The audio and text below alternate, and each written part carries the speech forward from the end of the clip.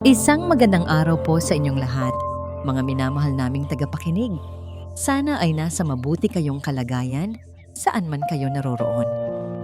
Muli, samahan niyo akong buksan ang isang panibagong aklat ng buhay, kung saan ang mga puso ay susubukin at ang mga kaluluway hahanap ng kanilang lunas. Sabi nila, ang pag-asa raw ay parang isang bituin sa madilim na gabi. Ngunit paano kung ang gabi ay sobrang dilim at wala ka nang makitang kahit isang tala? Paano kung ang tanging paraan para muling magkaroon ng liwanag ay ang pagdating ng isang taong hindi mo inaasahan na may dalang isang pangakong imposible? Ang kwento natin ngayon ay tungkol sa isang himalang isinilang mula sa abo ng kawalan ng pag-asa. Ang tunog ng nabasag na kristal ang tanging kumalas sa nakabibinging katahimikan ng Villa Pag-asa. Mula sa kanyang wheelchair, tinitigan ni Lacan Montenegro ang basag na kopita sa mamahaling marmol na sahig. Ang kulay dugong alak ay kumalat na parang isang malagim na obra at sa gitna nito, nakita niya ang isang pirapirasong refleksyon ng kanyang sarili. Isang estranghero sa sarili niyang pamamahay, 20 taon. 20 taon na siyang hari ng isang kahariang hindi niya malalakad, isang bihag ng sarili niyang kayamanan at ng 2 paa na matagal nang tumigil sa pagsunod sa kanya. Para na lamang itong 2 piraso ng palamuti, walang silbi, walang buhay. Isang mapait na ngiti ang gumuhit sa kanyang mga labi. Ito na ang buhay niya. Isang walang katapusang paghihintay sa wala. At sa gitna ng paghihintay na yon, may kumatok. Hindi ito ang malakas at kampanteng katok ng kanyang pinsang sisilakbo o ang magalang na katok ng kanyang mga katulong. Ito ay isang mahina, halos nag-aalangang katok. 3 beses. Napakunot ang noo ni Lacan. Sino ang mga ngahas na istorbohin siya sa mga oras na ito? Pabayaan mo na. Utos niya sa intercom. Ang kanyang boses ay magaspang dahil sa matagal na hindi paggamit. Ngunit ang katok ay naulit. Mas mahina pa kaysa sa una, na para bang ang kumakatok ay nag-iipon ng lahat ng lakas nito para lamang marinig. Dahil sa inis, pinindot ni Lacan ang isang buton sa kanyang wheelchair na automatikong nagbukas ng malaki at mabigat na pinto. At doon, sa ilalim ng naglalakihang arko ng kanyang mansyon, nakatayo ang isang batang babae. Siguro ay 6 na taong gulang, payat ang katawan, suot ang isang luma, ngunit malinis na bestida.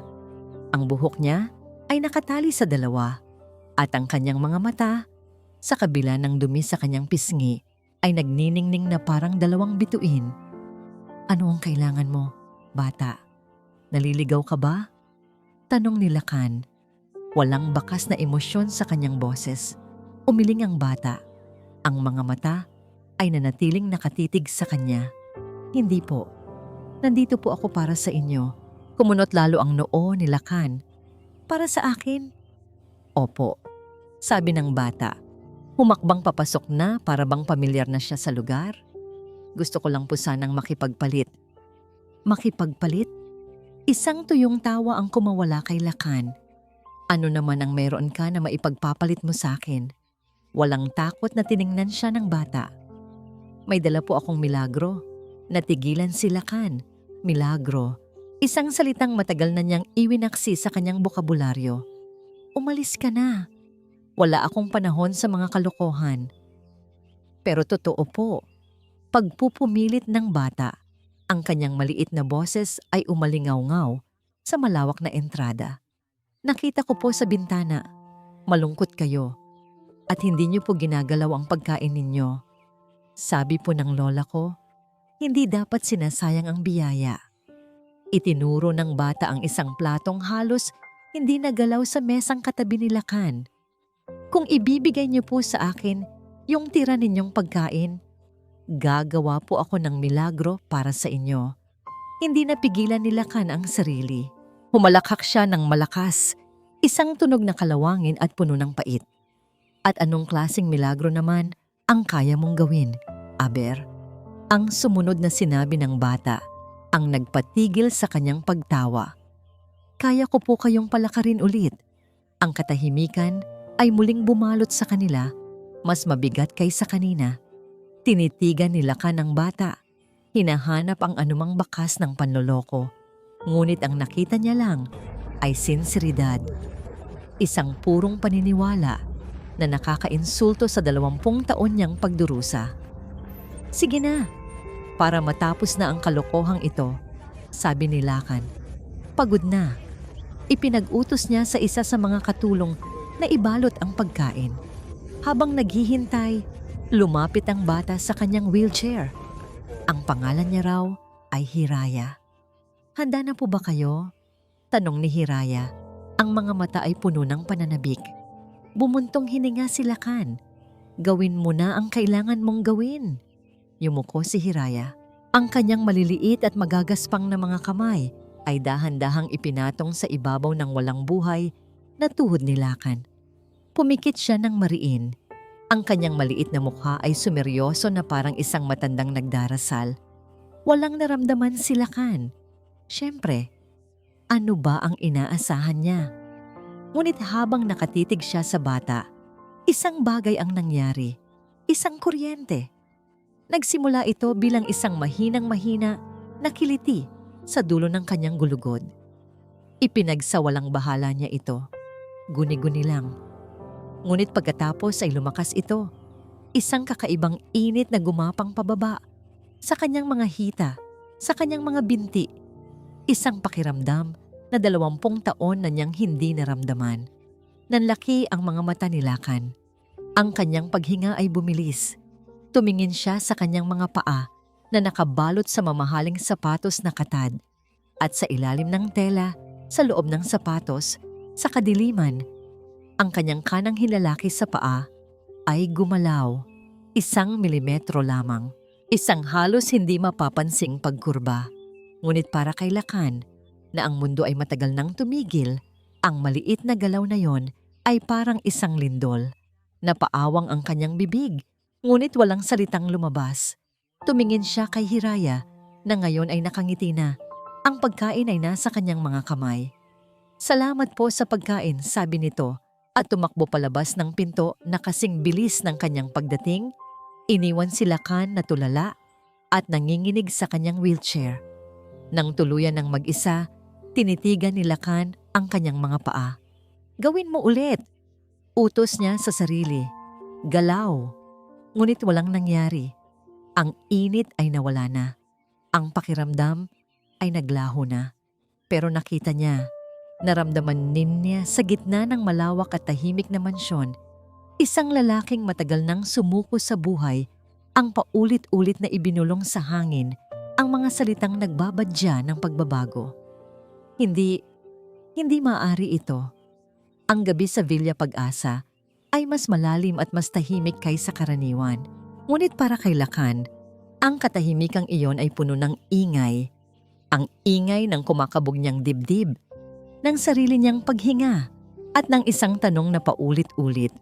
Totoo ba yon? Hindi siya makatulog. Paano siya makakatulog kung ang isang hibla ng pag-asa na matagal na niyang ibinaon at nilimot ay biglang kumawala? Sa dilim ng kanyang kwarto, ginawa niya ang isang bagay na hindi na niya sinubukan sa loob ng maraming taon. Gamit ang buong lakas ng kanyang mga braso, itinukod niya ang sarili sa gilid ng kama. Pinakiramdaman niya ang malamig na marmol na sahig sa kanyang mga talampakan. Isang pakiramdam na dati wala ng saysay, ngunit ngayoy nagpapadala ng maliliit na kislap ng kuryente pataas sa kanyang mga binti. Tumayo ka! Bulong niya sa sarili. Isang utos na may halong dasal. Nanginginig ang kanyang mga braso. Ang mga kalamnan sa kanyang binti na 20 taong natutulog ay nagsimulang manginig bilang protesta. Isang pamilyar na kirot ang gumapang, ang kirot ng panghihina. Ngunit sa ilalim ng kirot na yon, may bago, may lakas. Isang maliit na puwersa na sumasagot sa kanyang utos. Dahan-dahan, sa gitna ng pag-aalinlangan at pag-asa, naramdaman ni Lakan ang bigat ng kanyang katawan na lumilipat mula sa kanyang mga braso, pababa sa kanyang mga paa. Nakatayo siya. Kahit nakakapit pa siya sa kama, kahit ang kanyang mga tuhod ay nanginginig na parang dahon sa hangin, nakatayo siya. Tumulo ang luha mula sa kanyang mga mata, hindi dahil sa sakit, kundi dahil sa milagrong dala ng bigat ng sarili niyang katawan. Isang hakbang. Iyon lang ang kailangan niya. Isang hakbang para patunayan sa sarili na hindi ito panaginip. Itinaas niya ang kanyang kanang paa. Ngunit ang sandaling tagumpay ay agad na binawi ng katotohanan. Nawalan siya ng balanse. Ang kanyang katawan, na hindi na sanay sa sarili nitong bigat, ay bumagsak sa sahig. Ang tunog ay malakas at nakakagulat. Ngunit habang nakahiga siya roon sa malamig na sahig, hindi kabiguan ang naramdaman niya. Sa halip, isang ngiti ang sumilay sa kanyang mga labi. Dahil sa pagbagsak na yon, naramdaman niya ang sakit, isang totoong sakit. At para sa isang taong matagal nang manhid, ang sakit ay isang biyaya. Kinabukasan, isang panibagong liwanag ang pumasok sa mga bintana ng Villa Pag-asa. At kasabay ng liwanag na iyon ay ang pagdating ni Silakbo Montenegro. Pinsan, bati ni Silakbo. Ang kanyang boses ay masigla at puno ng pekeng pag-aalala. Nabalitaan kong may bisita ka raw kahapon, isang bata. Pinilit ni Lakan na maging kalmado. Isang batang naligaw lang, humingi ng pagkain. Ito ang kanyang unang kasinungalingan. Ang unang pader na itinatayo niya para protektahan ang isang sikretong hindi pa niya lubos na nauunawaan. Naupo si Silakbo sa tapat niya. Ang mga mata nito ay tila sinusuri ang bawat sulok ng silid, ang bawat galaw ni Lakan. Mukhang maganda ang gising mo ngayon. May kakaiba sa'yo. Ganito pa rin, sagot ni Lakan. Habang itinutulak ang kanyang wheelchair palapit sa bintana, tila may hinahanap sa labas. Walang nagbago. Sigurado ka? Tanong ni Silakbo. At isang matalim na ngiti ang dumaan sa kanyang mga labi. Itinuro nito ang sahig. May gasgas dyan sa marmol. Bago. Natigilan si Lakan. Ang bakas ng pagbagsak niya kagabi. Baka naisayad ko lang ang gulong ng wheelchair. Tumango si Silakbo. Kunwari ini naniniwala. Sa bagay, mabuti naman kung ganoon. Nag-aalala lang ako sa'yo, pinsan. Palagi. Matapos ang ilang sandali ng pilit na kumustahan, nagpaalam na rin si Silakbo. Pinanood siya ni Lakan habang papalayo. Isang hindi maipaliwanag na kaba ang gumapang sa kanyang dibdib. Matapos mawala sa paningin ang sasakyan nito, muling ibinaling ni Lakan ang kanyang tingin sa labas ng tarangkahan, umaasa, naghihintay sa pagbabalik ng munting anghel na nagngangalang Hiraya. Samantala, sa loob ng kanyang magarang sasakyan, nawala ang lahat ng ngiti sa mukha ni Silakbo. Ang nanatili ay isang malamig at mapanuring ekspresyon. May nagbago kay Lakan. Hindi niya alam kung ano, pero alam niyang mayroon. At anumang pagbabago sa buhay ng kanyang pinsan ay isang banta sa mga plano niya. Kinuha niya ang kanyang telepono at pinindot ang isang numero. Hello?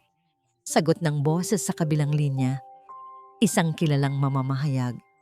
Miguel, si Silakbo ito, sabi niya. Ang kanyang boses ay mababa at puno ng intriga. May ibabalita ako sa'yo. Isang bagay na parang milagro. May sandaling katahimikan. Ano ang ibig mong sabihin? Ngumisi si Silakbo. Ang pinsan kong si Lakan Montenegro. Ang lumpo. Mukhang may tinatago siyang isang malaking kwento. Ibinaba niya ang telepono. Mula sa bintana ng kanyang sasakyan, tanaw niya ang Villa Pag-asa. Isang ideya ang nabubuo sa kanyang isipan. Isang plano na kasing brilyante at kasing dumi ng kanyang kaluluwa. Ilang minuto ang lumipas. Ang katahimikan sa labas ng Villa Pag-asa ay biglang nasira. Isang puting van na may malaking logo ng isang sikat na istasyon ng telebisyon ang dahan-dahang huminto sa tapat ng malaking tarangkahan. Ang lente ng isang kamera ay nagsimulang lumabas mula sa bintana nito. nakatutok, naghihintay, na parang isang buwitre na nakaamoy ng sariwang laman. Ang katahimikan ay isang luho na matagal nang kinasanayan ni Lacan, ngunit sa umagang iyon, ang katahimikan ay ninakaw sa kanya. Pinalitan ito ng ingay. Ang magkakahalong sigaw ng mga pangalan, ang pag-click ng mga kamera, at ang ugong ng mga sasakyan ng media na nakaparada sa labas ng kanyang tarangkahan. Ang isang van ay naging 2, tapos 5, hanggang sa ang buong kalye sa harap ng Villa Pag-asa ay naging isang malaking parking lot para sa mga gutom na mamamahayag. Mula sa kanyang bintana, pinanood ni Lacan ang sirko na unting nabubuo. Ang kanyang pribadong impyerno ay bigla na lang naging pampublikong palabas. Paano? Paano nalaman ng mga ito? Isang pangalan lang ang pumasok sa isip niya. Si Lakbo. Isang nag-aapoy na galit ang kumulo sa kanyang dibdib. Galit sa kanyang pinsan. Galit sa mga taong walang pakundangang yumuyurak sa kanyang privacy. At higit sa lahat, galit sa sarili niya dahil sa pagiging sentro ng atensyong hindi niya kailanman ginusto. Ginoo, ano po ang gagawin natin? Tanong ng hepe ng kanyang seguridad sa intercom. Wala, sagot ni Lacan. Ang kanyang boses ay kasing lamig ng bakal. Huwag ninyong papasukin. Huwag ninyong kausapin. Magpanggap kayong walang naririnig. Aalis din sila kapag napagod. Ngunit hindi sila umalis. Sa halip, lalo pa silang dumami. Ang balita tungkol sa milagro sa Villa Pag-asa ay kumalat na parang apoy sa social media. Ang kwento ng isang bilyonaryong lumpo na pinaniniwalaang nakararanas ng isang himala dahil sa isang misteryosong bata ay napakasarap na balita para palampasin. At sa gitna ng kaguluhang iyon, dumating si Hiraya. Nakita siya ni Lacan sa isa sa mga security monitor. Naglalakad siyang mag-isa, maliit at halos hindi makita sa gitna ng nagkukumpulang mga tao. Sa isang kamay, hawak niya ang laylayan ng kanyang bestida. Sa kabila, may hawak siyang isang maliit na bulaklak na pinitas lang siguro sa tabi ng daan. Ang kanyang mga mata ay hindi na nagniningning. Napalitan ito ng takot. Sinubukan niyang sumingit sa mga tao para makarating sa tarangkahan. "Excuse me po."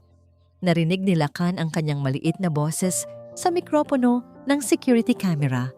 Ngunit walang nakarinig sa kanya. Masyado silang abala sa pagsigaw ng pangalan ni Lacan. Isang reporter na may dalang malaking kamera ang humakbang paatras at muntik nang matumba si Hiraya. Napasigaw ang bata, hindi dahil sa sakit, kundi dahil sa gulat. Sa sandaling iyon, ang galit ni Lacan ay nag-iba ng anyo. Nawala ang pagkamuhi sa mundo at napalitan ito ng isang mabangis na pakiramdam na hindi niya naramdaman sa loob ng 20 taon. Ang pangangailangang magprotekta. Ang batang yon ay napunta sa panganib dahil sa kanya. Ang inosenteng alok nito ng pagkain at milagro ay naging gasolina para sa apoy ng kasakiman ng media. At hindi niya iyon papayagan. Pinindot niya ang intercom. Ang kanyang boses ay malakas at puno ng awtoridad na matagal nang hindi nagagamit. "Arturo," tawag niya sa hepe ng seguridad. "Sir? May nakikita ka bang batang babae dyan sa labas? May hawak na bulaklak?" "Opo, sir. Nakikita ko po siya." "Papasukin ang bata." Utos ni Lacan. Ang bawat salita ay madiin.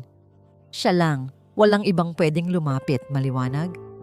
"Pero sir, ang media." "Wala akong pakialam sa media." Sigaw ni Lacan. "Papasukin mo ang bata ngayon din." Nagkaroon ng sandaling katahimikan. Pagkatapos ay umalingaw-ngaw ang tunog ng mabigat na bakal. Ang malaking tarangkahan ng Villa Pag-asa ay dahan-dahang bumukas, sapat lamang para makadaan ang isang maliit na bata. Nagulat ang mga reporter. Natigilan sila sa kanilang pagsisigawan. Lahat ng kamera ay napunta kay Hiraya, na takot na tumakbo papasok sa siwang. At sa sandaling ang kanyang mga paa ay tumuntong sa loob ng bakuran, Ang tarangkahan ay muling nagsara nang may malakas na kalabog. Ang tunog na yon ay isang mensahe, isang pader na bakal na humaharang sa pagitan ng batang babae at ng magulong mundo sa labas. Sa loob ng kanyang silid, habang pinapanood si Hiraya na ligtas nang nakapasok, alam ni Lakan na ang ginawa niya ay higit pa sa pagsasara ng isang tarangkahan. Kakadeklara niya lang ng giyera laban sa lahat. At para sa isang batang may hawak na bulaklak, handa siyang labanan iyon. Ang Villa Pag-asa, Betu Hivong. Iyon ang pangalang ipinagawa ng ama ni Lakan sa malaking arko ng kanilang tarangkahan.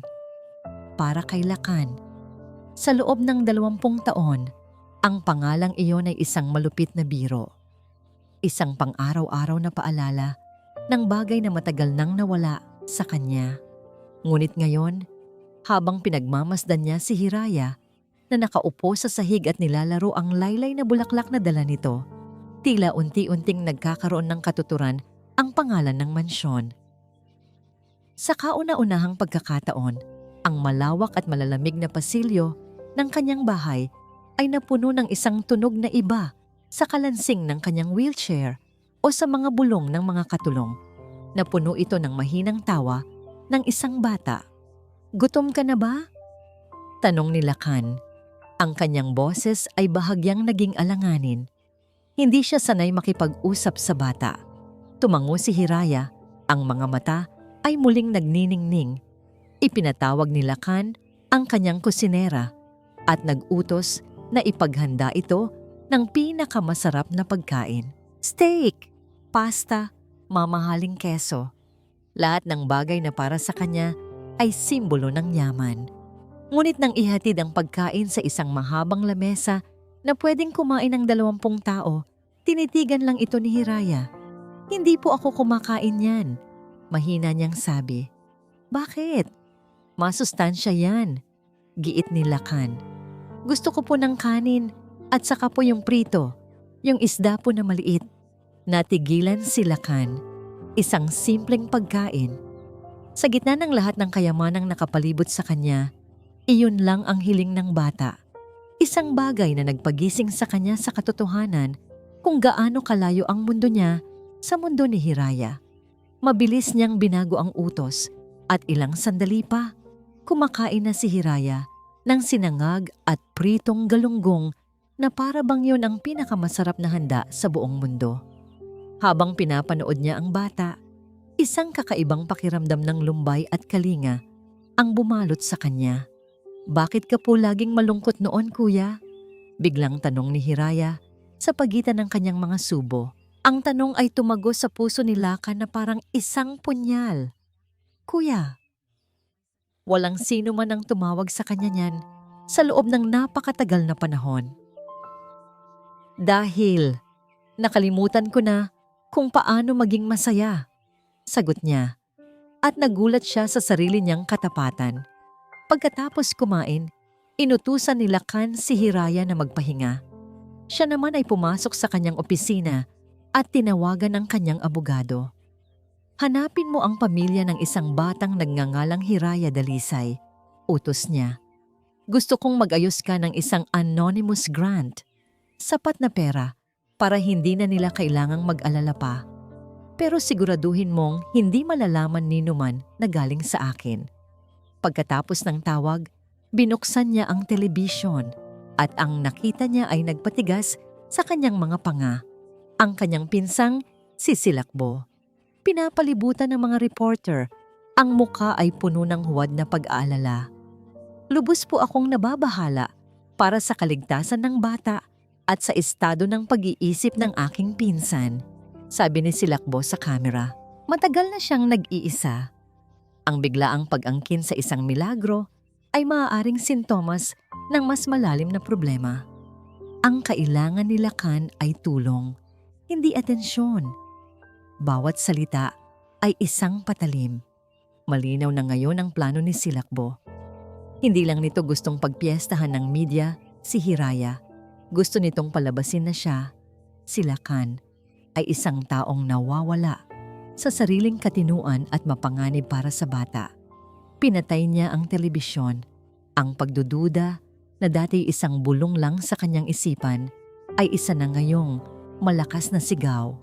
Sa kabilang silid, narinig niya ang pagtawa ni Hiraya na nanonood ng cartoons. Ang tunog na yon ang naging sentro ng kanyang mundo. Ang tunog na yon ang kailangan niyang protektahan. Bumalik siya sa sala. Nakita niya si Hiraya na nakadungaw sa malaking bintanang salamin. Pinapanood ang mga reporter sa labas. Para silang mga langgam na nagkakagulo, sabi ng bata. Isang maliit na ngiti, ang unang beses na sumilay sa labi ni Lakan sa loob ng maraming taon. Lumapit siya sa tabi nito. Oo, parang mga langgam nga sila. Sa sandaling iyon, sa kanilang pananahimik, may narinig silang isang malakas na paghaging. Crash! Ang salamin ng bintana sa kanilang tabi ay biglang nabasag. Kumalat ang mga pira-pirasong kristal sa sahig. Napasigaw si Hiraya sa takot at agad na nagtago sa likod ni Lakan. Mula sa labas, kasabay ng basag na salamin. Isang sigaw ang kanilang narinig. Isang sigaw na puno ng galit at pagiging panatiko. Ilabas ang anghel. Huwag mong ikulong. Ang ngiti ay nanatili sa mga labi ni Silakbo Montenegro hanggang sa pagsara ng pinto ng kanyang mamahaling sasakyan. Sa isang iglap, ang maskara ng isang nag-aalalang pinsan ay nalusaw. At ang lumitaw ay isang mukha na pinatigas ng inggit at pinakinis ng maraming taon ng pagkukunwari. Habang minamaneho niya ang sasakyan palayo sa sirko na siya mismo ang lumikha, isang alaala ang bumalik sa kanya. Isang lason na matagal nang nananalaytay sa kanyang mga ugat. Nasa opisina sila ng kanyang tiyuhin, ang ama ni Lakan. 16 na taong gulang pa lamang siya noon, habang si Lakan ay 18. Ipinapakita ni Lakan ang isang business proposal na siya mismo ang gumawa. Ang mga mata ng ama nito ay puno ng paghanga. Magaling! Napakagaling! Sabi ng matanda. Tinatapik ang balikat ni Lakan. Ikaw ang utak ng pamilyang ito, ang kinabukasan ng Montenegro Corporation. Pagkatapos ay bumaling ito sa kanya, kay Silakbo, na nakatayo lang sa isang sulok. Ikaw, Silakbo, matuto ka sa kanya. Huwag kang puro gimmick at porma. Ang mga salitang yon ay tumatak sa kanyang puso na parang markang bakal. Palagi na lang Lakan. Lakan ang matalino. Lakan ang magmamana. Siya si Silakbo ay palaging ang anino lamang. Ang pangalawa, ang hindi sapat. Kahit noong mangyari ang aksidente 20 taon na ang nakalipas, isang parte sa kanya ang nagbunyi. Sa wakas, nawala na sa landas niya ang perpektong si Lakan. At sa loob ng 20 taon, unti-unti niyang inangkin ang kapangyarihan. Siya na ang kinikilala, siya na ang pinapakinggan. Pero ngayon, itong walang kwentang milagro, itong batang basahan na bigla na lang sumulpot, hindi. Hindi niya papayagan si Lakan na bumalik at agawin muli ang lahat. Itinigil ni Silakbo ang sasakyan sa isang tahimik na coffee shop. Ilang sandali pa, isang lalaki ang naupo sa tapat niya. Si Miguel, ang reporter na una niyang tinawagan. Nakuha mo ba ang gusto mo? Tanong ni Silakbo. Walang paligoy-ligoy. Higit pa, Mr. Montenegro? Nakangising sagot ni Miguel. Gintong maituturing ang kwentong ito. Pero kailangan natin ng mas matibay na anggulo. Inilapag ni Silakbo ang isang brown envelope sa mesa. Nandyan sa loob ang kopya ng ilang medical records ni Lakan mula sa mga nakaraang taon. Mga diagnosis ng matinding depresyon, mga reseta ng gamot. Gamitin ninyo yan. Idagdag ninyo sa kwento na dahil sa matagal na pag-iisa, baka nagkakaroon na siya ng delusions, na baka ini-imagine lang niya ang lahat, na ang pagkulong niya sa bata ay isang mapanganib na obsesyon. Nanlaki ang mga mata ni Miguel sa nakita. Ito na mismo yon.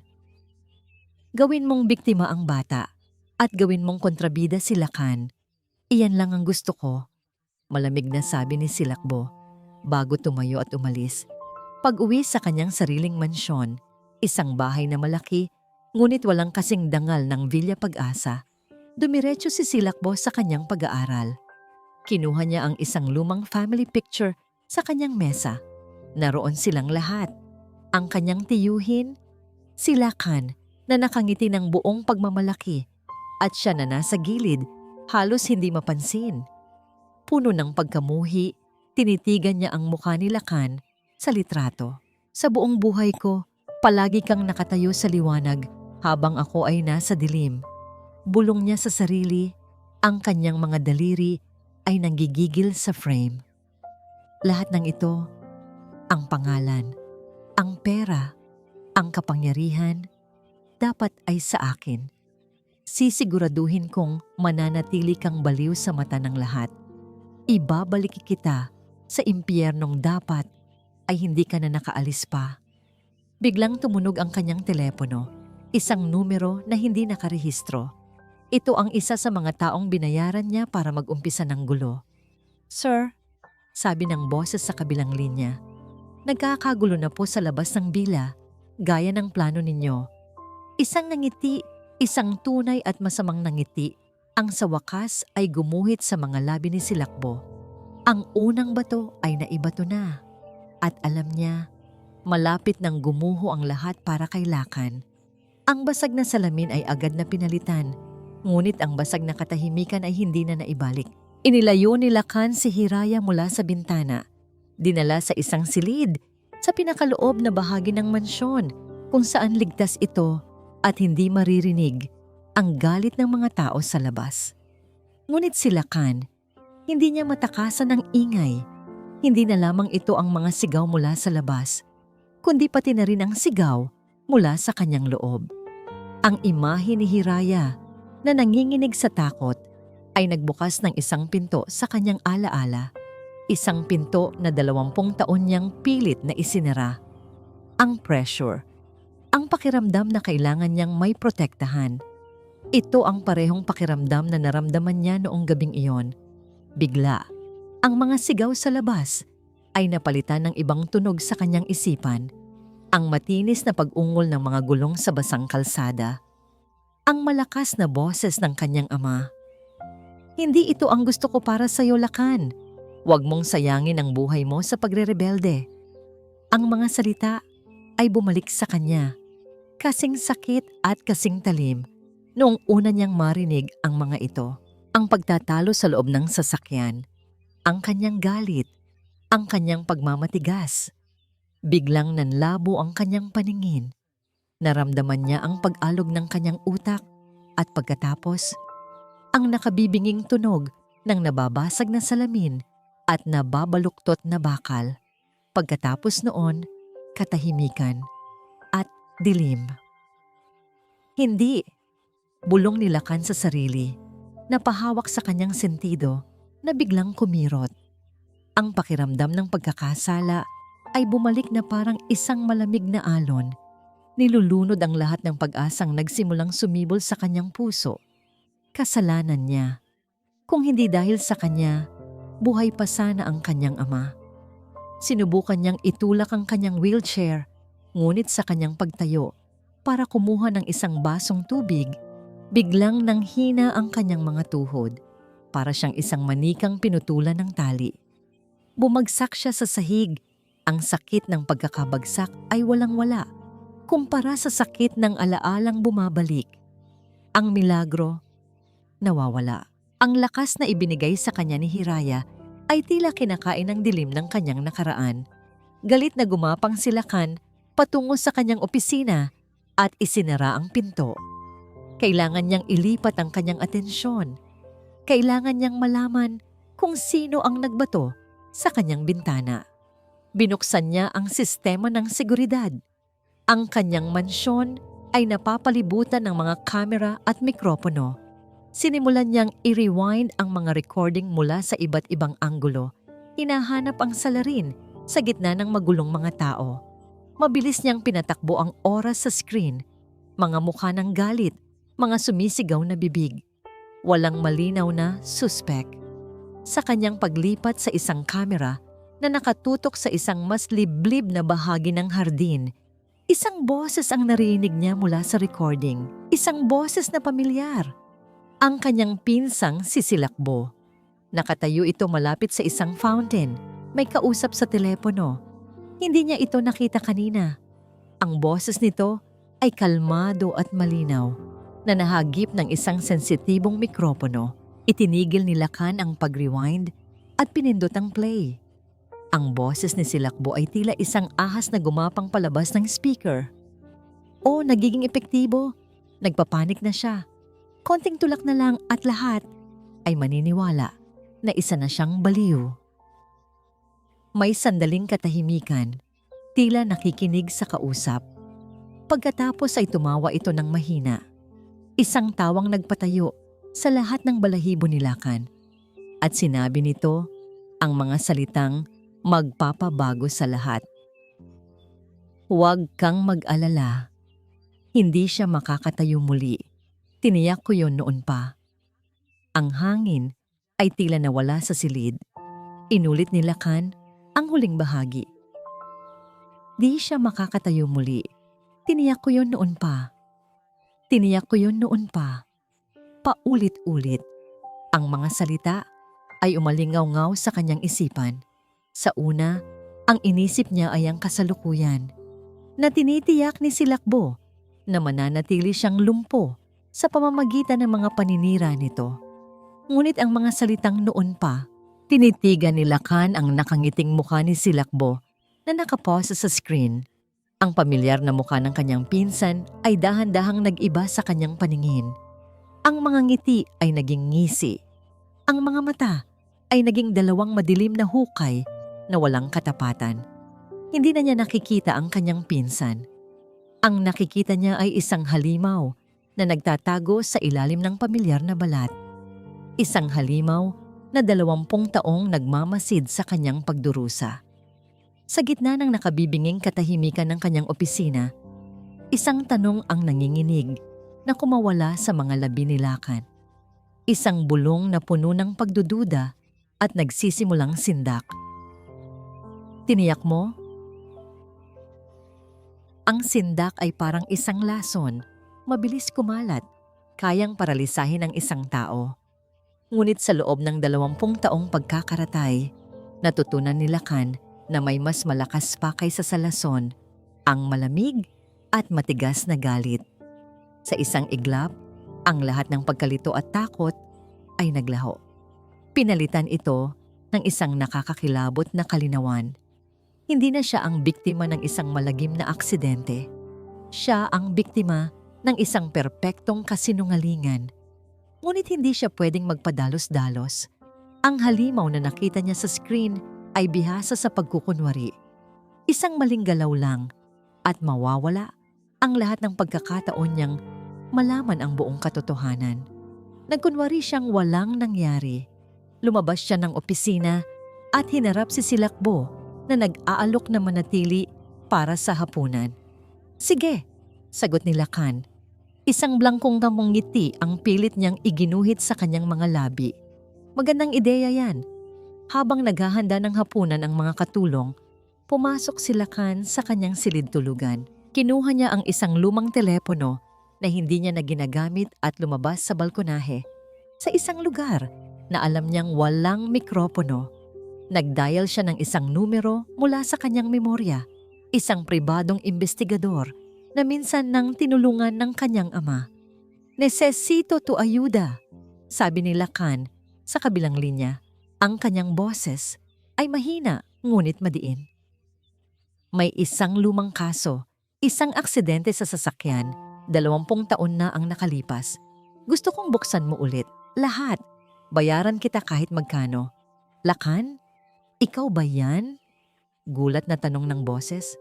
Huwag mong babanggitin ang pangalan ko. Itago mo ang investigasyon. Tatawagan kita ulit. Ibinaba niya ang telepono. Ang unang hakbang ay nagawa na. Ang hapunan ay ang pinakamahabang hapunan sa buhay ni Lakan. Ang bawat pagnguya, ang bawat pag-inom ng tubig ay tila tumatagal ng 1 oras. Ang tensyon Sa pagitan nila ni Silakbo ay halos nahihipo. Isang kuryenteng hindi nakikita sa hangin. Sa gitna nila, si Hiraya ay tahimik na gumuguhit sa isang piraso ng papel, ang tanging inosenteng kaluluwa sa silid na yon. Naaalala mo pa ba si Lakbo? Biglang sabi ni Lakan, sinisira ang katahimikan. Noong mga bata pa tayo, palagi tayong pinapagalitan ni Papa. Natigilan si Silakbo sa kanyang pagkain. Bakit mo naman biglang naisip yan? Wala lang, sabi ni Lakan. Tinititigan ang kanyang pinsan. Naalala ko lang kung gaano siya kahigpit. Lalo na noong gabi, bago ang aksidente. Bahagyang nanigas ang pagkakahawak ni Silakbo sa kanyang kubyertos. Ngunit mabilis din itong bumalik sa dati. Matagal na yon, Lakan. Huwag na nating balikan. Bakit hindi? Siguro kung nakinig lang ako sa kanya noon, hindi sana nangyari ang lahat ng ito. Ang mga salita ni Lakan ay may dalawang kahulugan. Para kay Hiraya, ito ay isang simpleng pagsisisi. Ngunit para sa kanilang dalawa ni Silakbo, ito ay isang hamon. Sa unang pagkakataon, nakita ni Lakan ang isang bahagyang kislap ng pagkabalisa sa mga mata ng kanyang pinsan. Alam ni Silakbo na may nag-iba. Ang Lakan na kaharap niya ngayon ay hindi na ang Lakan na puno ng pait at pagkasuko. Ang Lakan na ito ay mapanganib. Tapos na po ako. Masayang sabi ni Hiraya. Itinaas ang kanyang drawing. Ipinakita niya ito sa kanila. Isang simpleng guhit ng 3 tao. Sa gitna ay si Hiraya. Sa isang tabi ay si Lakan. Iginuhit na nakatayo ng tuwid at matangkad. At sa kabilang tabi ay si Silakbo. Ngunit may kakaiba sa guhit ni Silakbo. Sa paanan nito, may ipinulupot si Hiraya na isang mahaba at kulay berdeng guhit, isang ahas. Bakit may ahas si Tito Silakbo mo? Tanong ni Lakan, sinusubukan na maging magaan ang tono. Nagkibit balikat si Hiraya. Hindi ko po alam. Gusto niya lang po sigurong makipaglaro. Hindi na nakangiti si Silakbo. Tinitigan niya ang drawing. Pagkatapos ay tinitigan niya si Lakan. Ang laro ay nagsimula na at pareho na nila itong alam. Nagpaalam si Silakbo ilang sandali. Pagkatapos noon, sinabing may importante pa siyang gagawin. Habang papalabas siya ng pinto, lumingon siya kay Lakan. Mag-ingat ka, pinsan, sabi niya. Hindi ito isang paalala. Isa itong babala. Nang mag-isa na lang si Lakan sa silid, muling tumunog ang kanyang lumang telepono, ang pribadong investigador. Mabilis lang ito, Lakan, sabi ng boses sa kabilang linya. May tiningnan ako sa mga lumang files. Hindi ko pa nabubura lahat. Mr. Montenegro, may kakaiba sa report ng pulisya. May isang testigo na hindi kailanman tinawagan. Silakbo. Ang gabi ay malamig. Ngunit si Silakbo Montenegro ay pinagpapawisan. Ang babala sa mga mata ni Lakan kanina ay isang malinaw na mensahe. Alam na niya, hindi pa siguro ang lahat, ngunit sapat na para mag-umpisang maghalungkat. At si Lakan, kapag naghalungkat, palaging may nahahanap. Wala ng oras para sa mga patagong laro at matatalinong salita. Kailangan na niyang tapusin ito. Kailangan na niya ng isang huling, desperadong galaw. Sa isang madilim at makipot na eskinita sa likod ng isang bar, kinatagpo ni Silakbo ang 2 lalaking may itsurang hindi mapagkakatiwalaan. Ang amoy ng alak at sigarilyo ay nangingibabaw sa hangin. Ito na ang bayad, sabi ni Silakbo. Inilapag ang isang makapal na sobre sa isang basurahan. Gawin ninyo ng malinis. Kinuha ng isa sa mga lalaki ang sobre at binilang ang pera. Ano ang kailangan naming gawin? Inilabas ni Silakbo ang kanyang telepono at ipinakita ang isang litrato ni Hiraya na kuha mula sa isang news report. Ang batang ito, nasa loob siya ng mansyon ni Lakan Montenegro. Bukas, sa gitna ng kaguluhan, gusto kong pasukin ninyo ang bakuran at kunin siya. Kidnapping? Mas malaki ang bayad para dyan, sabi ng isa. Hindi ito kidnapping, madiing sagot ni Silakbo. Gawin ninyong mukhang gawa ng isang panatiko, isang baliw na gustong iligtas ang anghel mula sa halimaw. Pagkatapos ninyong makuha, iwan ninyo siya sa isang simbahan. Ang importante ay mawala siya sa poder ni Lacan. Gusto kong magmukhang nagpabaya si Lacan. Gusto kong isipin ng lahat na dahil sa kanya, napahamak ang bata. Maliwanag? Nagkatinginan ang dalawang lalaki at tumango. Kinuha ni Silakbo ang isang hiwalay na larawan ng bata at ibinigay sa kanila. Huwag kayong magkakamali. Umalis si Silakbo sa eskinita. Ang kanyang puso ay kumakabog ng mabilis. Ito na yon, ang huling pako sa kabaong ni Lacan Montenegro. Lakan kinabukasan, ang ingay sa labas ay mas malakas kaysa dati. Ngunit sa loob ng mansyon, sinubukan ni Lacan na lumikha ng isang maliit na mundo ng kapayapaan para kay Hiraya. Sa hardin sa likod ng bahay, kung saan hindi masyadong dinig ang mga sigaw, sinusubukan ni Lacan na maglakad. Nakakapit siya sa pader. Ang bawat hakbang ay isang laban sa pagitan ng determinasyon at ng panghihina ng kanyang mga kalamnan. Kaya mo yan, Kuya Lacan, sisigaw ni Hiraya. Pumapalakpak habang nakaupo sa damuhan at yakap-yakap ang isang luma, ngunit paboritong manikang basahan. Isang ngiti ang sumilay sa labi ni Lacan. Ang boses ng bata, ang kanyang lakas. Para sa kanya, gagawin niya ang lahat. Nakatatlong hakbang siya bago siya nanghina at napasandal sa pader. Nakakapagod pala, sabi niya, humihingal. Okay lang yan, sabi ni Hiraya. Tumayo at lumapit sa kanya. Bukas po, 4 na hakbang na. Sa sandaling iyon, habang nakatingin siya sa dalisay na pag-asa sa mga mata ni Hiraya, naramdaman ni Lacan na kaya niyang harapin ang lahat. Si Silakbo, ang media, ang buong mundo.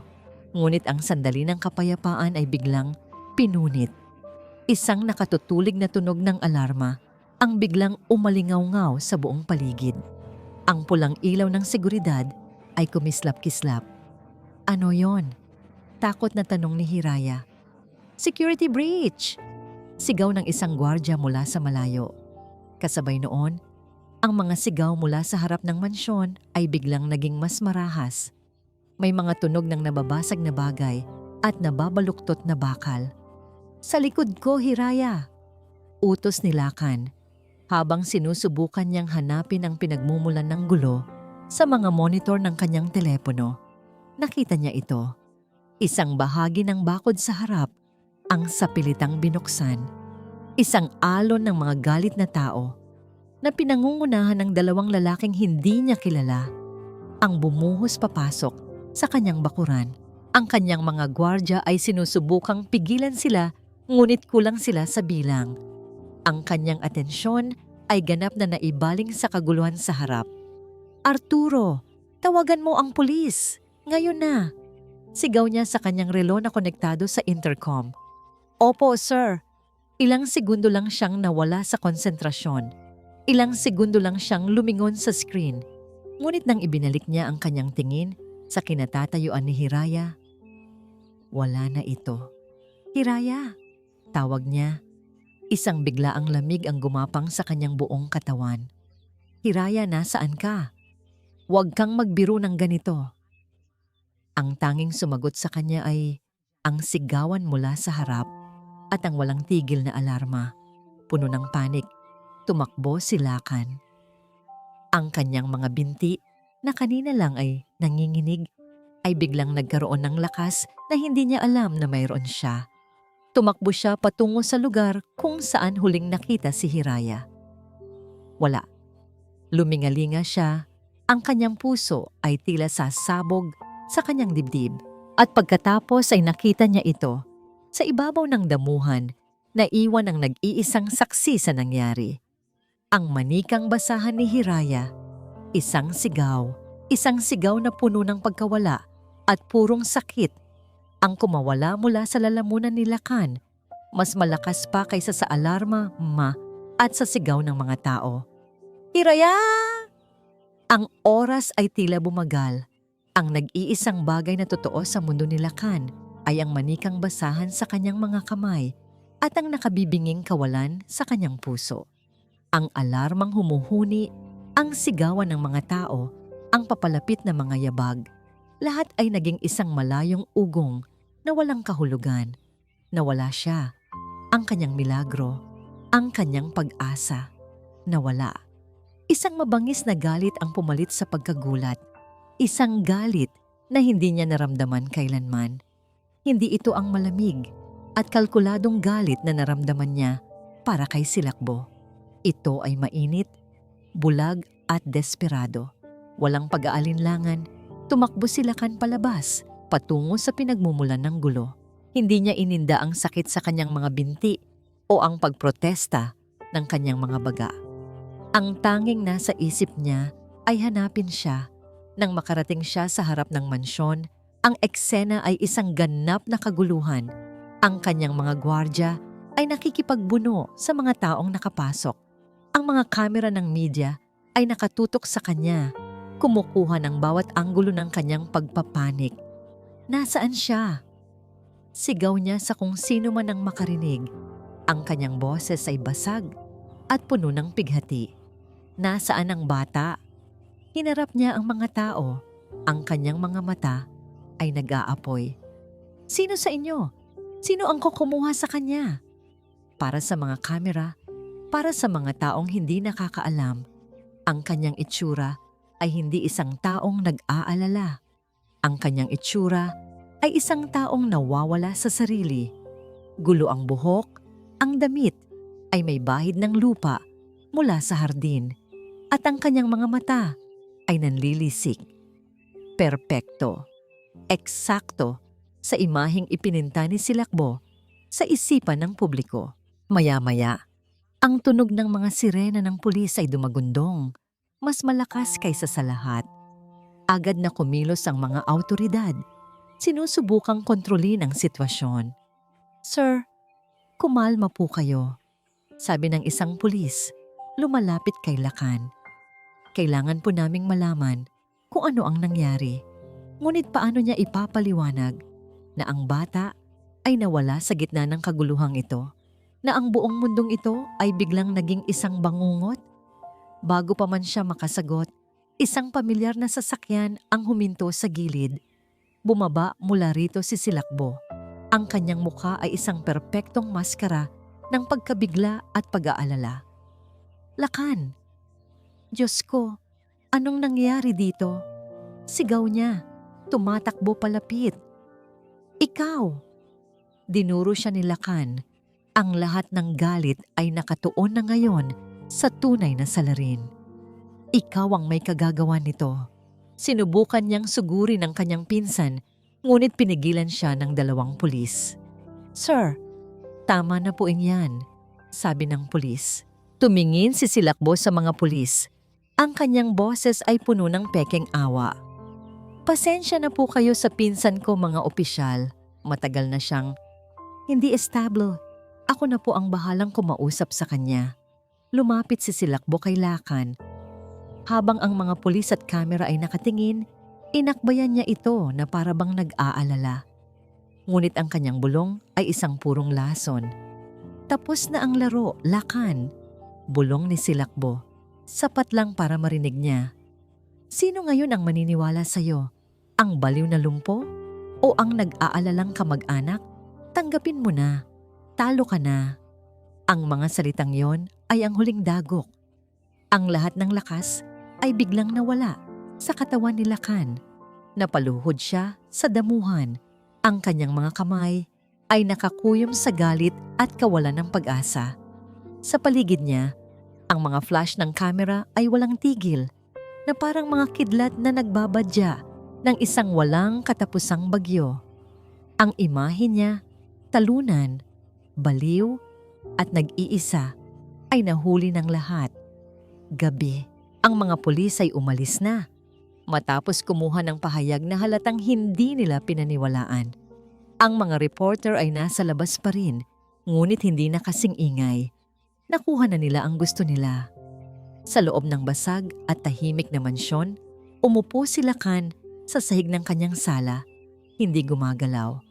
Binuksan niya ang telebisyon at naroon siya. Ang kanyang mukha, puno ng pighati ay nasa lahat ng channel. At sa ilalim nito, ang paulit-ulit na headline, "Diwata ng yaman, nagdudulot ng panganib sa mamang may himala." Pinatay niya ang TV.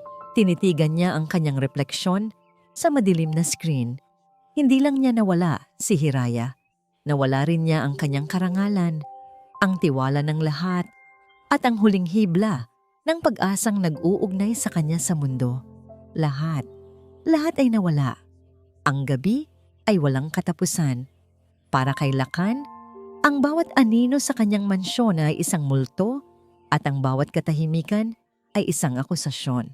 Nakaupo siya sa sahig, sa gitna ng kanyang magarang sala, ngunit pakiramdam niya ay nasa ilalim siya ng mundo. Talo na siya. Ang huling salita ni Silakbo ay umuulit-ulit sa kanyang isipan na parang isang sumpa. Ngunit sa gitna ng pagkasuko, isang imahe ang pumasok sa kanyang isip. Ang mukha ni Hiraya, ang ngiti nito, ang tiwala sa mga mata nito. Hindi siya pwedeng sumuko, hindi habang may isang inosenteng buhay na nakasalalay sa kanya. Dala ng isang puwersang hindi niya maipaliwanag, gumapang siya. Pagkatapos ay tumayo, gamit ang pader bilang suporta. Bawat hakbang ay mabigat, ngunit may direksyon ang kanyang mga paa. Dinala siya nito sa silid kung saan natulog si Hiraya. Ang amoy ng bata ay naroon pa. Ang maliit na lundo sa unan kung saan nahiga ang ulo nito. At sa ibabaw ng maliit na mesa, ang mga naiwan nitong gamit, isang lapis na halos upod na at isang bunton ng mga papel na puno ng kanyang mga guhit. Kinuha ni Lakan ang mga papel. Dinala niya ang mga ito sa sala at inilatag sa sahig na parang mga baraha sa isang laro ng tadhana. Mga bulaklak na may mukha. Isang bahay na may usok na korteng puso, isang aso na may pakpak, mga larawan mula sa isang mundong puno ng imahinasyon at kawalang malisya. Halos sukuan na niya ang walang saysay na paghahanap na ito nang ang kanyang mga mata ay muling napadako sa isang pamilyar na drawing. Iyon ang guhit na ipinakita nito sa kanila noong hapunan. Siya, si Hiraya at si Silakbo. Muli niyang nakita ang mahabang berdeng ahas na nakapulupot sa paa ng kanyang pinsan. Ngunit ngayon, sa ilalim ng mas maliwanag na ilaw, may napansin siyang isang detalye na hindi niya nakita kanina. Isang maliit na detalye sa likod ng iginuhit na si Silakbo. Sa likod nito, gumuhit si Hiraya ng isang gusali. Isang luma at parang kahon na gusali.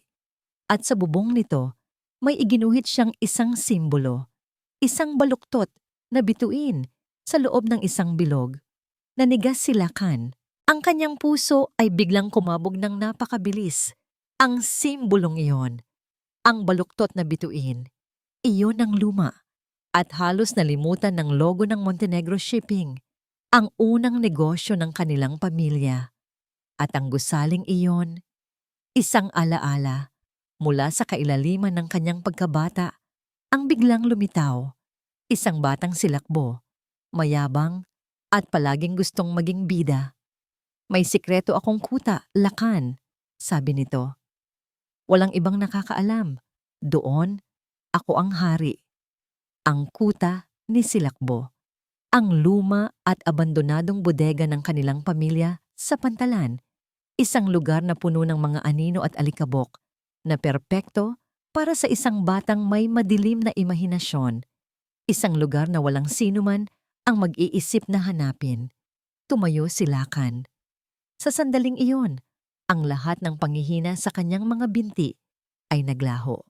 Pinalitan ito ng isang matigas na determinasyon. Hindi na siya nanginginig.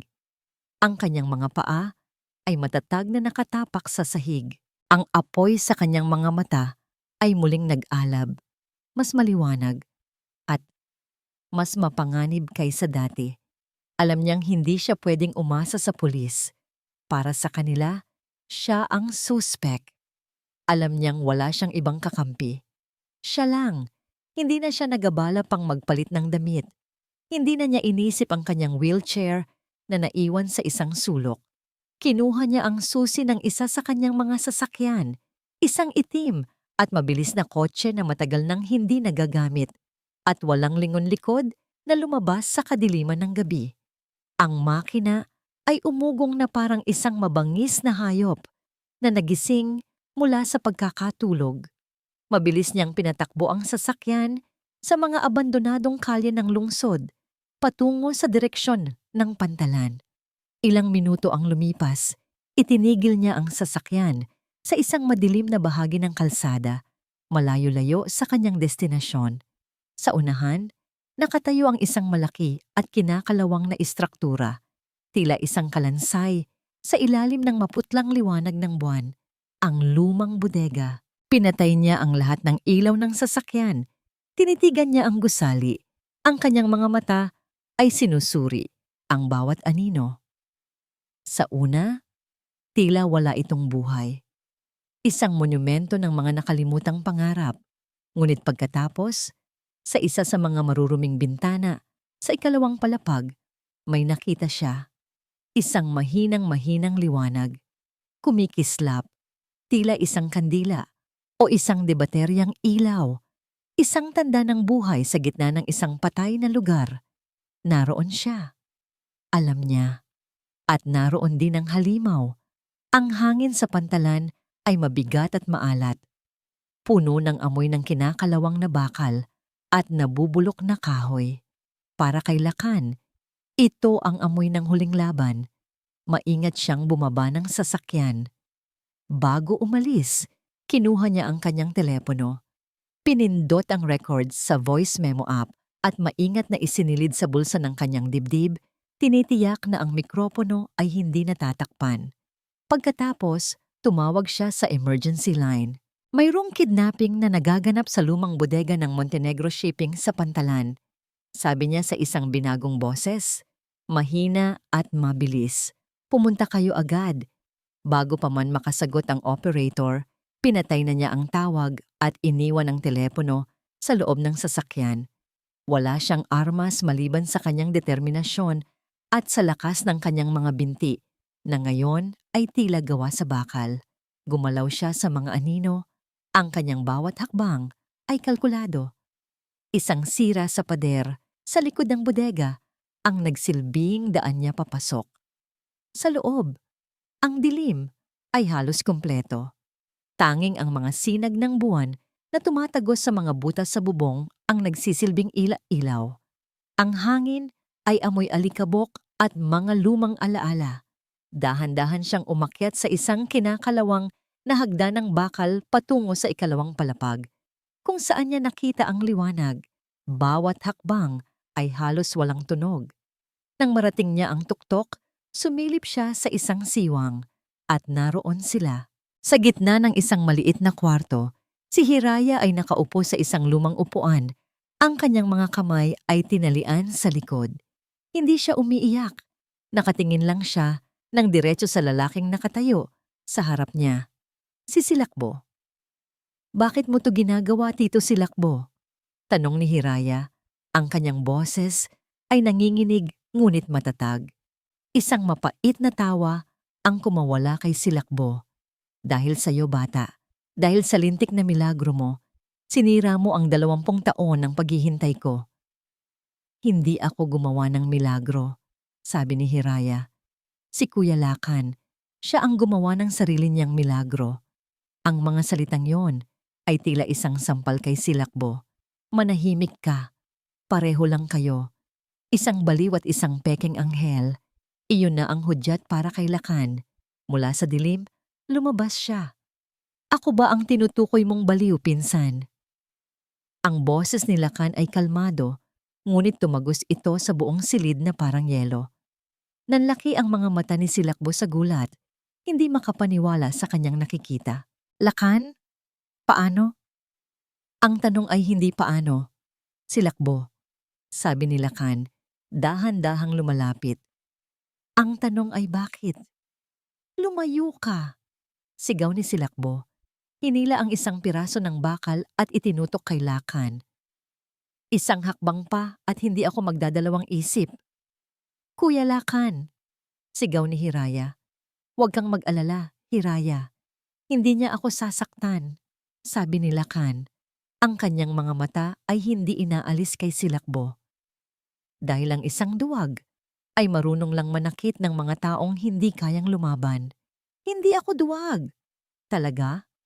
Kung gayon, aminin mo. Hamon ni Lakan. Ang kanyang boses ay unti-unting tumataas. Aminin mo na ikaw ang may pakana ng lahat ng ito. Ang media, ang gulo, ang pagkuha kay Hiraya. Oo, ako nga. Umamin si Silakbo. Ang kanyang muka ay nababalot ng galit. Dahil ayokong makita kang muling tumayo. Ayokong makita kang muling maging mas magaling sa akin. At ang aksidente, 20 taon na ang nakalipas? Tanong ni Lakan. Ang huling tanong. Ang tanong na magpapasya sa lahat. Natawa si Silakbo, isang tawang puno ng kabaliwan. Aksidente. Walang aksidente, Lakan. Sinira ko ang preno ng sasakyan ninyo. Hindi ko plinano na mamatay si Tio pero ikaw. Dapat ay matagal ka ng lumpo. Pero ang kasalanan pa rin ay nahulog sa'yo. Ikaw ang may kasalanan kung bakit namatay si Tio. Kung hindi dahil sa pagre-rebelde mo. Hindi. Putol ni Lakan. Ang kanyang boses ay biglang naging matatag at walang bakas ng pagkakasala. Ikaw. Ikaw ang pumatay sa kanya. Sa pag-amin na yon, tila may isang mabigat na kadena na nalagot sa puso ni Lakan. Sa wakas, malaya na siya. Puno ng galit, sumugod si Silakbo, ngunit ang Lakan na kaharap niya ngayon ay hindi na ang Lakan na lumpo. Ginamit ni Lakan ang lakas na ipinagkait sa kanya ng 20 taon. Sinalag niya ang atake. Nagpambuno sila, isang desperadong sayaw ng 2 taong sinira ng inggit at kasinungalingan. Sa huli, ang katotohanan ang nagbigay ng lakas kay Lakan. Naitulak niya si Silakbo na nawalan ng balanse at bumagsak sa sahig. Mabilis na kinalagan ni Lakan si Hiraya at niyakap ito ng mahigpit. Tapos na, bulong niya sa bata. Ligtas ka na. Sa di kalayuan, ang tunog ng mga sirena ng pulis ay nagsimulang umalingaw-ngaw, papalapit ng papalapit. Napatingin si Silakbo sa papalabas na pinto. Pagkatapos ay kay Lakan. Ang mukha niya ay puno ng pagkasuklam. Alam na niya, talo na siya. Ang pagdating ng mga pulis ay hudyat ng katapusan. Ang voice recording mula sa telepono ni Lakan ay naging hindi matatawarang ebidensya. Habang si Silakbo ay kinakapkapan at pinupusasan, ang kanyang mga mata ay nanatiling nakatitig kay Lakan. Walang pagsisisi, tanging purong pagkamuhi. Isang huling tingin na nagsasabing hindi pa tapos ang lahat para sa kanya. Ngunit para kay Lakan, tapos na. Ang multo ng kanyang nakaraan ay sa wakas, nahuli na. Ang balita ay sumabog na parang isang bomba. Sa loob ng isang gabi, ang kontrabida ay naging bida. Ang media, na siyang nagpinta kay Lakan bilang isang baliw, ay siya na ngayong pumupuri sa kanya bilang isang bayani. Ang mga taong dati sumisigaw ng galit sa labas ng kanyang tarangkahan ay nag-iwan na ngayon ng mga bulaklak at mga sulat ng paghingi ng tawad. Ngunit wala sa mga yon ang mahalaga para kay Lakan.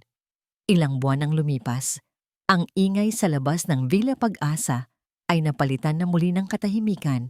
Ngunit hindi na ito ang malungkot at nakabibinging katahimikan ng dati. Ito ay isang payapang katahimikan, puno ng buhay. Hinarap ni Lakan ang media sa huling pagkakataon sa isang press conference na ginanap sa kanyang hardin.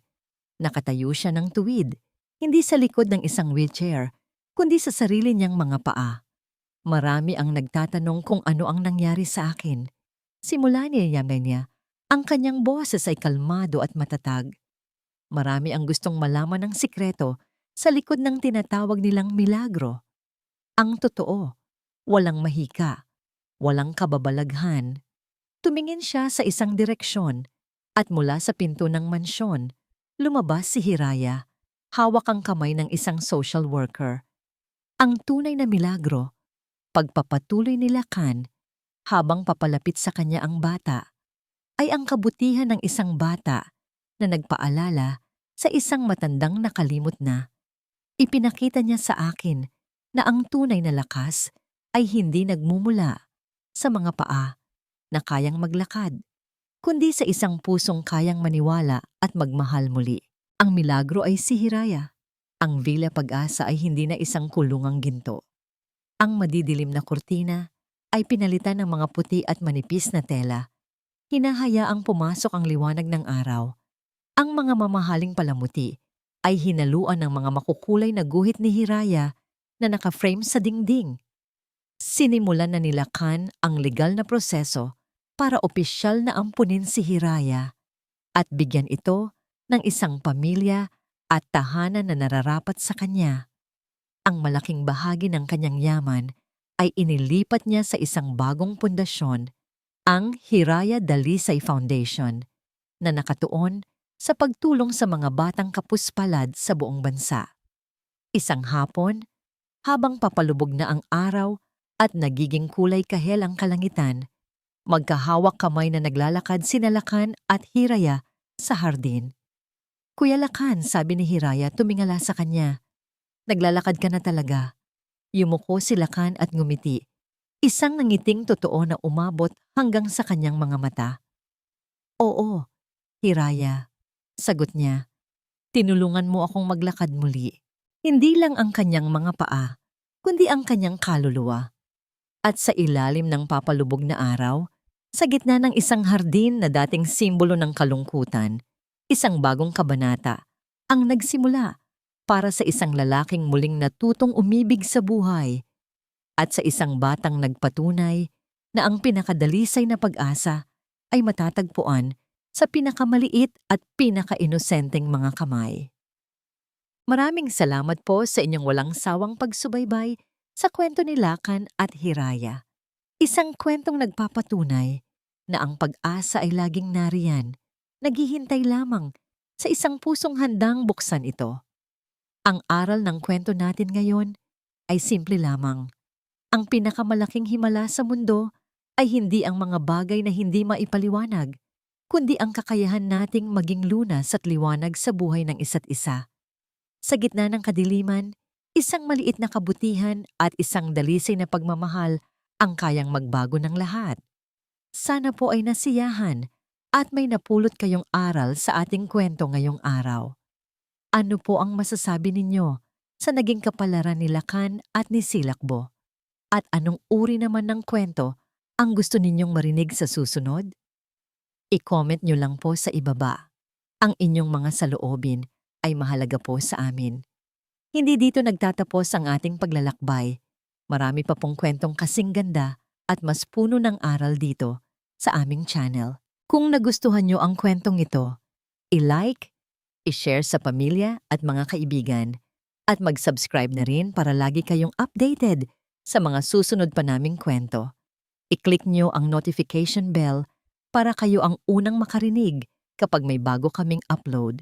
Pagpalain po kayo ng Panginoon, kayo at ang inyong buong pamilya. Hanggang sa muli.